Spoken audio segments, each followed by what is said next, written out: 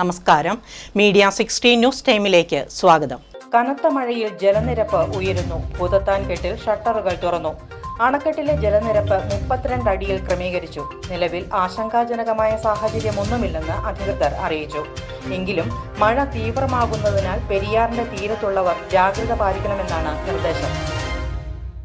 ശക്തമായ മഴയിൽ ജലനിരപ്പ് ഉയരുന്നതിനാൽ ഭൂതത്താൻകെട്ട് അണക്കെട്ടിന്റെ ഷട്ടറുകൾ തുറന്നു. ജലനിരപ്പ് 32 അടിയിൽ ക്രമീകരിക്കത്തക്ക നിലയിലാണ് ഷട്ടറുകൾ ഉയർത്തിയിട്ടുള്ളത്. നിലവിൽ ആശങ്കാജനകമായ സാഹചര്യമൊന്നുമില്ലെന്ന് അധികൃതർ അറിയിച്ചു. എങ്കിലും മഴ തീവ്രമാകുന്നതിനാൽ പെരിയാറിന്റെ തീരത്തുള്ളവർ ജാഗ്രത പാലിക്കണമെന്നാണ് നിർദ്ദേശം.